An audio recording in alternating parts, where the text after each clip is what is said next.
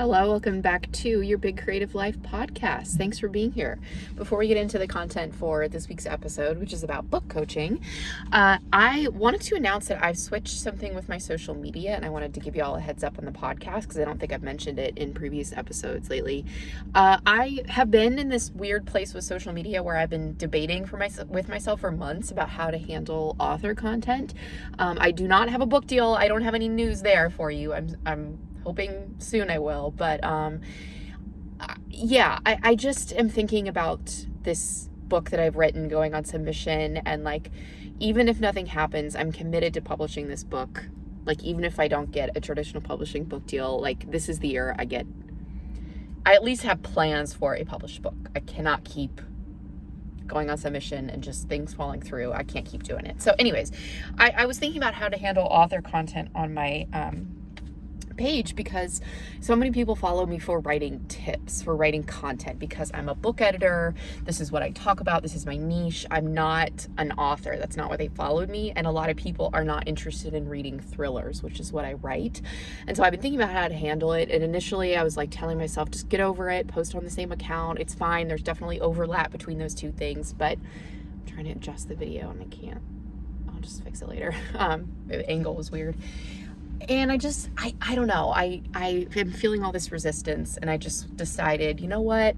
Fuck it. I'm going to start a new account and have that be personal content and author content. So if you would like to follow my personal account and my author account, it's a combined thing of the two of them. I'll be sharing a lot of author content when it gets to that point where I have a book to talk about that's being published. But for right now, I'm just sharing about my writing process and also sharing some personal stuff, videos that are not related to writing.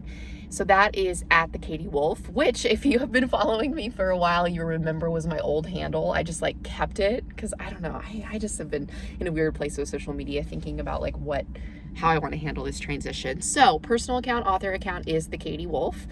And then Katie Wolf Writes will be the business account. So I'll have writing content, all the podcast content will go there.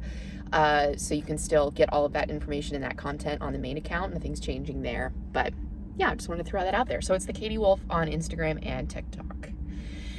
So this episode is, the topic for this episode is one that I talked about a couple of years ago in an episode I did. It was a bonus episode talking about, I had to refresh my memory because I remember I touched on book coaching in an episode, but I didn't remember what I talked about.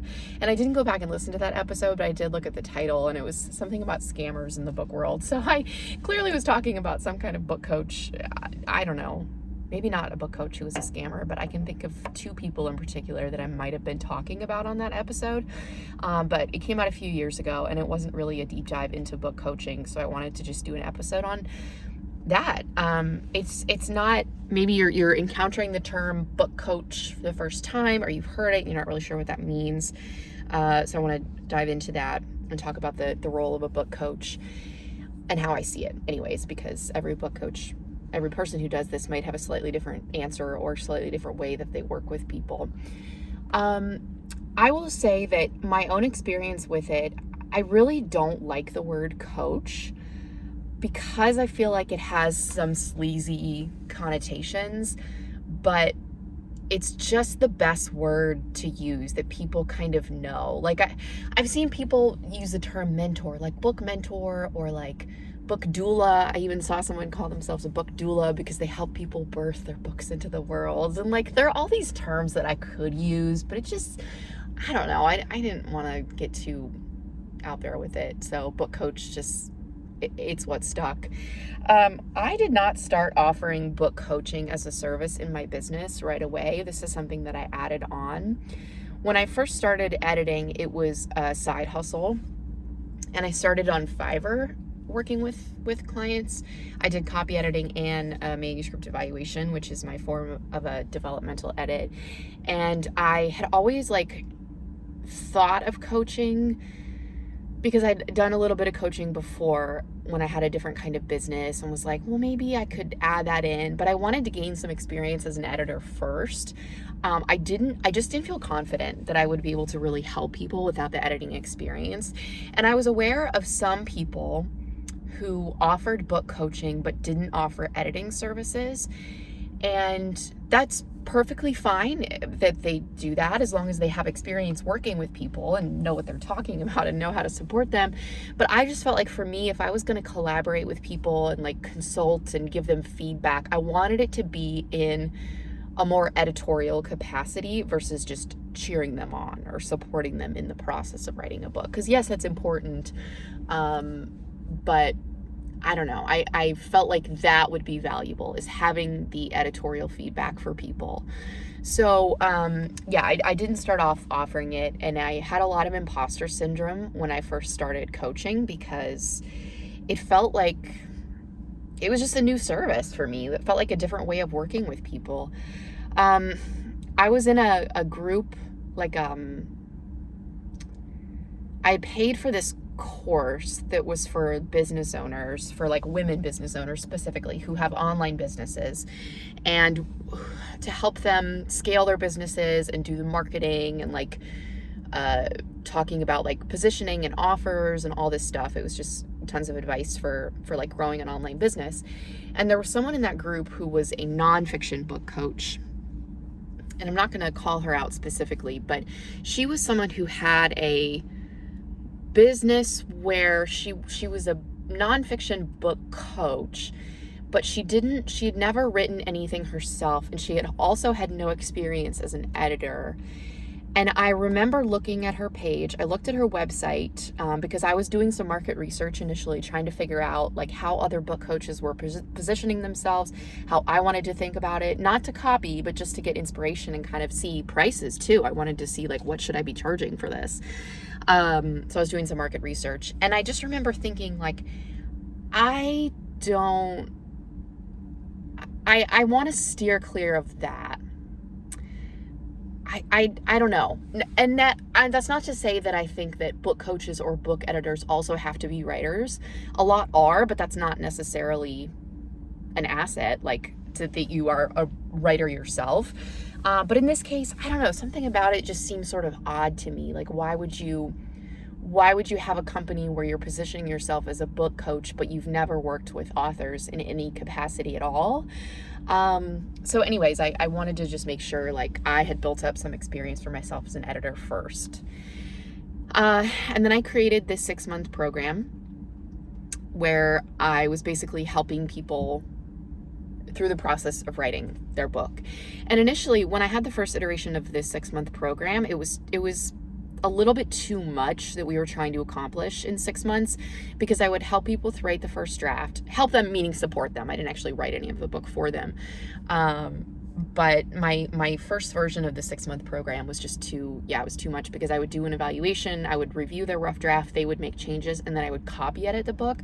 But a lot of times after 6 months, people weren't necessarily done with it. So I was copy editing something that was going to be changing again, and it just felt like a little too rushed. So what I landed on over the years that I've been doing this, I've always had, not always, I think I've added coaching in like 2022 maybe. Maybe 3 years I've been doing coaching, I want to say. Now it's a 6-month program, and the focus is just on getting the rough draft out. So there are coaching calls along the way. Over the 6 months, there are 25 page reviews where people can send me 25 pages of something that they're working on, like the draft, and then I'll give them feedback. There are Voxer check-ins, which is this app that I use to check in with people outside of the coaching calls. I check out Monday through Friday. And then if there's time at the end of the 6 months, if we have time after I've done the evaluation and given the person feedback, then they can go through and make changes based off that feedback and send me a revised draft to review at the end of the 6 months. So the focus is just on having a draft done, and if there's time, doing some editing on that draft so that people are in a good position when the 6 months ends. They know what to work on, even if the book isn't like totally ready in the sense that they can publish it or query it right that second. At least they're close, or they know what the plan is for editing and getting it there. So it's definitely evolved over the few years that I've been offering coaching. But the way I want to talk about a couple misconceptions here that I think people have when it comes to coaching. because a lot of people just don't know what this means. And again, there's always the issue of like everyone who offers book coaching probably does it a slightly different way. They position it a slightly different way, but this is just how, these are some misconceptions that I've seen. So the first misconception is that book coaches are telling you what to write, or like essentially just writing it for you. That's a ghostwriter. If someone is like, if you want someone to write for you, that's a ghostwriter. That's a different kind of thing. A book coach also is not telling you what to write. I view my role as more of like a consultant and an editor, where I even have something in my contract. Like if I give you an idea for something, you are free to use that. You don't have to like say that I gave you that idea. But I'm not telling you like, no, this is what you have to do in order to shape this book, in order to make the plot go this way and tell this type of story. I'm only ever there to offer guidance and give feedback and suggestions to the author. But just like with editing, ultimately the client gets the final say. They get to decide if they want to incorporate that suggestion and take it or not. I can't dictate what the final product looks like. I can suggest things again, but I'm not telling the person exactly what to write. Once I'm familiar with their story and their idea, I can of course consult and throw around some ideas. We can brainstorm together, and that's really valuable for people, to have someone else who knows this world, who knows these characters and the plot and everything. But yeah, I'm never telling someone exactly how to write the book. That's not my job. And I'm definitely not writing it for them. That's something completely different. Another misconception is that book coaches are just there for moral support, like a kind of a cheerleader, or like a mentor, a mindset mentor through the process. And that's definitely a big part of it, especially for new writers who are doing this for the first time. I mean, if you're listening to this and you're a new writer working on your first book, it's hard. And there are some times where your mindset can be a big obstacle in the way. You've got self-doubt, you've got imposter syndrome, you're comparing yourself. There's a lot that can come up with it, where your inner critic just starts screaming at you. So a coach can definitely help you through that, and that's part of what I do with clients. But I'm not just there for moral support. Again, I have those 25-page reviews along the way, and I do the full editing pass, maybe multiple passes if there are time, because I want to give that editorial feedback to the author. I want to give them actionable feedback on characters, plot, pacing, conflict, world building, etc. It's not just like cheering them on. And then another misconception I see is like that book coaching or working with someone in this kind of capacity is just for new writers, if you're just working on your first book, because you might not know like how to do it. And that's certainly true. I mean, again, if you're listening to this and you're working on your first book, you know that it can be difficult because you haven't done it before. You're kind of figuring it out as you go. But I have coaching clients who I've worked with for 3 years at this point, and we've worked on like 4 books together. So they're not new, they're not working on their first book, but they just value having someone weigh in, having someone give them feedback along the way as they're writing, to kind of course correct so that they don't get to the end and do multiple rounds of revision and do beta readers, and then I do my evaluation and they realize they've got serious issues in the manuscript. It's really helpful to have someone kind of in your corner to help you course correct on those things as you're writing the book. And then also the moral support and the mindset coaching too. Those are all pieces of it. So again, I think there's something, of course, the first book is the most difficult for most people. Not for everyone. Most people though, because it's new, you've never done it before. But that doesn't mean that you just like don't need someone. I had a client once, we worked together on she was not a coaching client, she was just an editing client, and we worked on maybe 3 books together. She's a self-published author, and we worked on 2 books, and we were discussing working together for the 3rd book.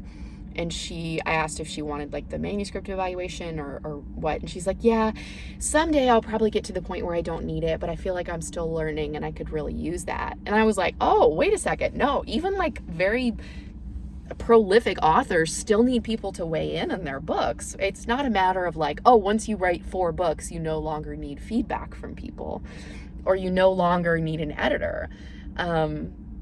That's not how it works, because we can't be objective about our own writing. We can't see things. We could have every intention of creating something, but it's just not showing up on the page. And you need someone to kind of spot that for you and flag those issues. So it's never a case of just not ever needing anyone to look at anything you write once you get to a certain point. You do get better, of course, and you're able to kind of spot things because you know your patterns as a writer. But you never stop needing a second set of eyes on something that you're writing, whether that's like a beta reader or, it doesn't have to be a professional editor that you hire. It's certainly not a requirement. But I think that so I shared a bit about the 6-month program and how I work with people. Last year I also added like a one-off coaching call that people can book. Originally, I was resistant to it and I didn't add it right away because I just felt like, okay, if someone books a 30-minute call with me, I don't want to overpromise what we can get done, because I can't fully know your story, and I'm not able to like give you actual feedback and read part of your work in a 30-minute call. Like, we're just so limited to what we can do. But I had someone who, I think I added it because someone reached out about querying support or something. So I put it on there, and I've had probably a dozen of them now where people have just booked a one-off call because they wanted to discuss querying.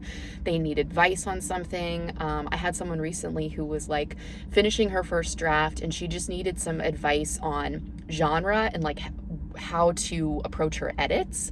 So even though I didn't know her story, I mean, she gave me the premise, and we talked a little bit about it just so I had a kind of an idea of the story she was writing, but I was still able to guide her and like pose questions that made her reflect on her characters and think about the direction that she wanted to take the book in when she was going to edit. And I shared some strategies for her that could be helpful. So she walked away with a lot of valuable information in the call, even if like I didn't actually review pages for her. So anyways, that's something that a book coach can do too, is like just some brainstorming support, pose some questions for you, or help you through mindset stuff on a smaller level. So I do have that available.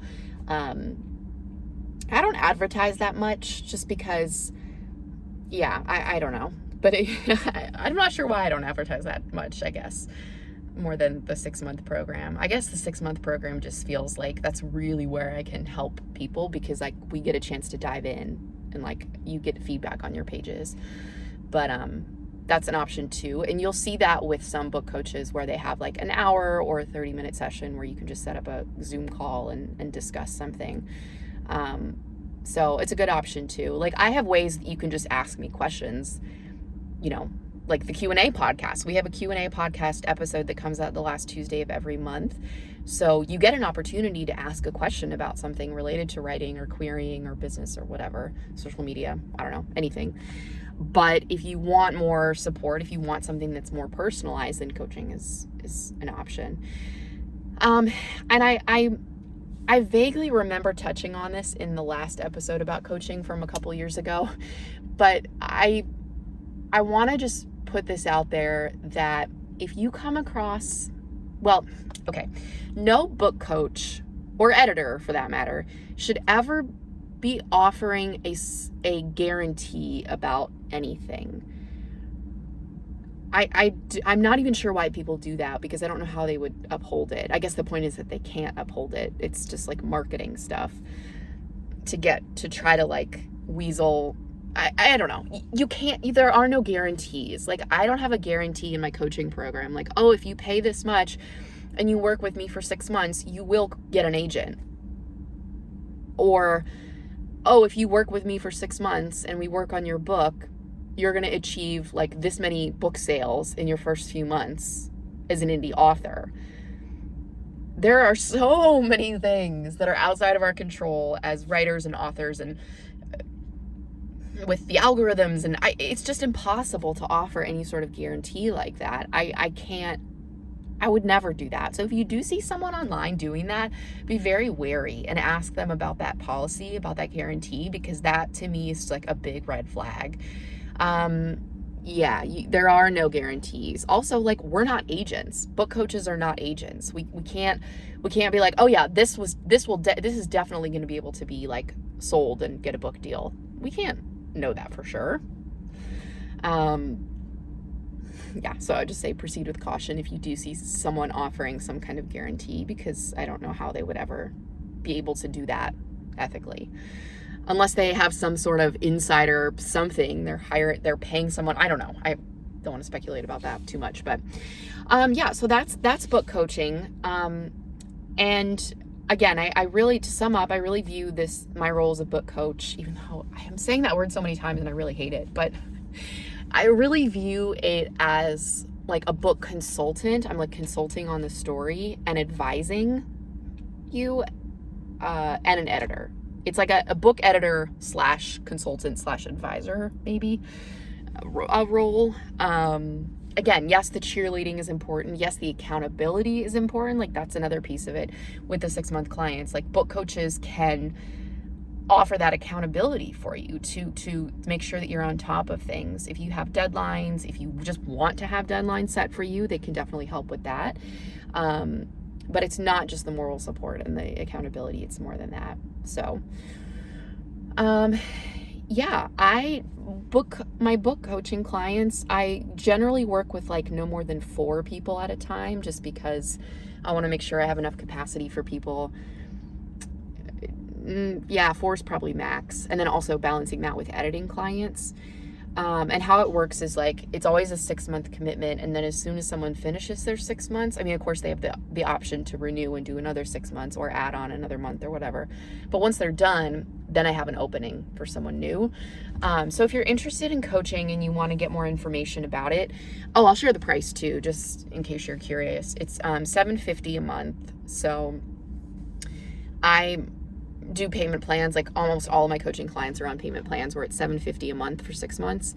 And so it's $4,500 for the 6 months. And I don't charge extra for a payment plan. So if you want to check that out, you can go to the link in the description of this episode. There's like a little link that shares more about the what's included.